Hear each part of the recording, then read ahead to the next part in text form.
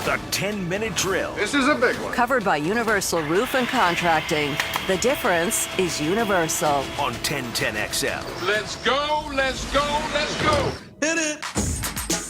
All right, let's do a little sports concepts and rationalizations. We call it the 10-minute drill. And at the end of our drill, we will hand out a prize pack because that's the kind of guys we are, and we love the Googa Nation. So what are we handing out today, Beefer? Stay tuned. At the end of the 10-minute drill, one lucky Googan's going to take home a $50 gift card from Zips Car Wash. Oh. They're celebrating their new always free super powerful vacuum systems at all 7 convenient Jacksonville locations. And because we're extra magnanimous this week, we'll also give you some parking from our friends at USAPark.net. That is fantastic. -1 for Baker Mayfield in my fantasy. Yeah, on the 1010XL text line, they're all coming in, but a couple guys, one sent me one. Guy started Baker. He had 130.8 total. The other guy had 131, and Baker got a -2. Oof. So there's all kinds of examples. Another guy said was up 17, had Jarvis. He had Breida. I lost by 5. You'd be feeling pretty good, right, if that was the case? Matt Breida had a heck of a game. Yeah, I would. Yeah. So anyway, I was talking to Chris Conley last night. He did the TV show with Jaguars us. receiver Chris Conley. Yes, and I was talking to him about this because I thought this on Sunday. You know, think of how hard these guys train for football games, right? How much lifting they do in the offseason and cardio and such, right? You do as much as you can. And I was thinking about this. I did push-ups in the break one time. Did you? Yeah, that's right. You did. Well, about 3-4 years ago now. Yeah. Still a little sore. Stiff. Yeah. Elbow problems since. Shoulder now more than anything. Yeah. But anyway, like McCaffrey, right? He literally wore himself out. He did. Yeah, the only thing missed that's the end of the game. He's as ripped as they come, He right? stopped himself. Remember that raving about him in the shots? The he looks like shots? he's lost a little of that bulk to me. Yeah. And well, he's anyway, still, BFH. But think about. So my point is, I don't care how in shape. There's nothing you can do to prepare for a football game, man. Especially like skill position. Like, well, I mean, you can prepare, but it can still wear you down. It's going to get you. Yeah. Especially if you're Christian McCaffrey, you ran as much as he ran, and you're running with guys popping you the whole time. So he got to the point where he was just exhausted. He could not go back in, literally. And I was talking to Conley because the Jags had the football twice and went on 2 fairly long drives at the end trying to score desperately. And so he was running a lot of verticals, and they were saying they were Conley's kind of disappeared the last couple of weeks on the stat sheet. Yeah, they were exhausted after those 2 games. He got held in the end zone on that one. Yeah, he did. I asked him about that. He said, look, he goes, it's a hard one to call. He goes, they're not going to call it. And he goes, I probably should do a little bit more to push back, you know. We had some text liners yesterday, and Doug wanted it called. Yeah. That's not. You're not going to get it be called. Careful. Not Hail Marys. That's a slippery slope because it'll be you next time. Yeah. But if he shoves the guy to get the ball and does it kind of a shove and a grab are 2 different things. Well, if he had his arm hooked. Yeah, I saw. So it was frustrating. It looked like it, but when you got 8 people around, he didn't complain. He told me he said you got to fight through that stuff. You just got to get Well, and if you shake your arm, maybe you draw a little more attention too. That all happens a lot. We here's another thing that we lose perspective on. Mm-hmm. I mean, we see everything now in triple slow-mo. I know. Stuff's happening in fast motion, man. Don't you defend the refs? Yeah. No, not the refs. Don't you do it. Just the look of the play. Don't you defend the league. You're right. I mean, that's me, ref defender. Come on, man. None of that. All right, so I don't want to do too much on it, but the NBA screwed up, right? What, this China thing? Yeah. I haven't.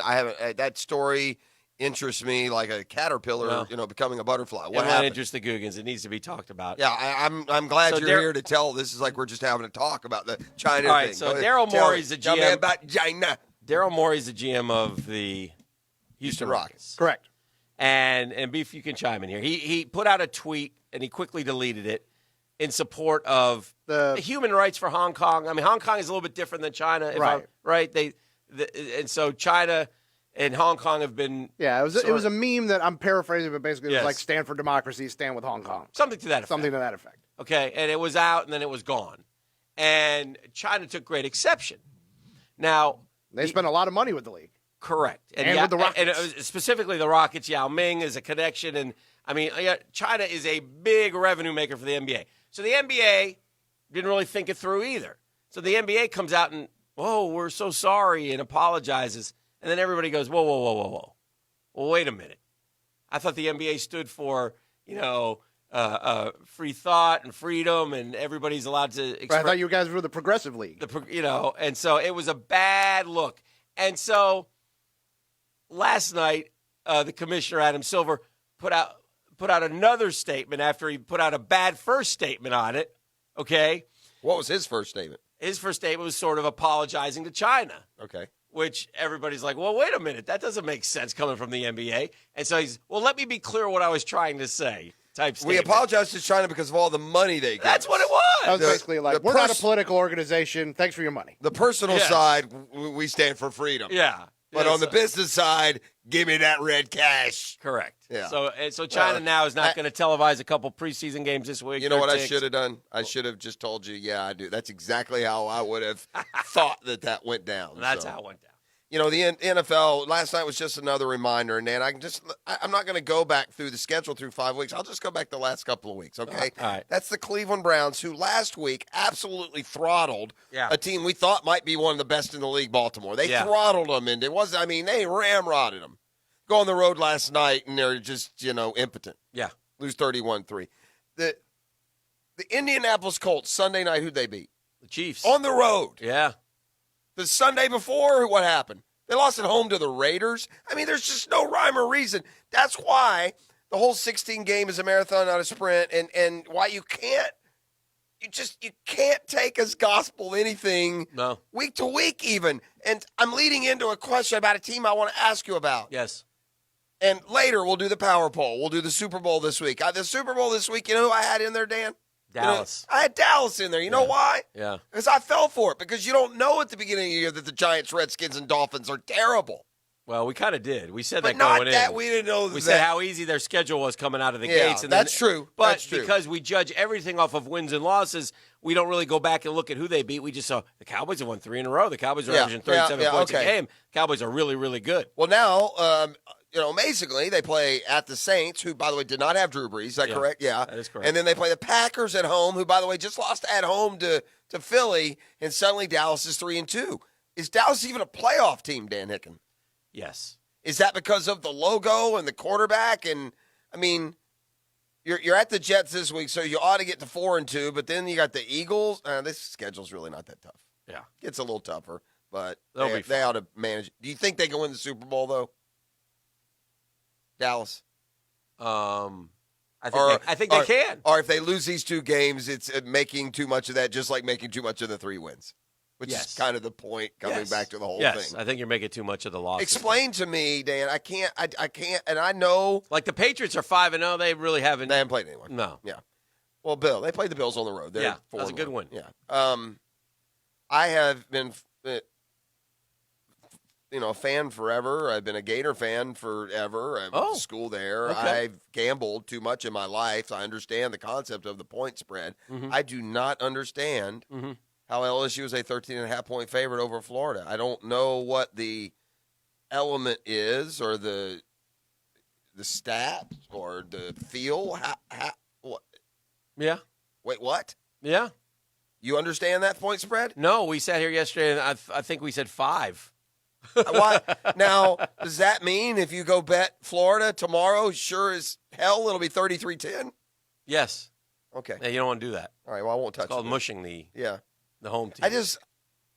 This is not, I'm not saying this from a give Florida my Gators is not- I don't, you people, and I'm going to include you in this, and I don't mean it like, oh, you people, like looking down. Uh-huh.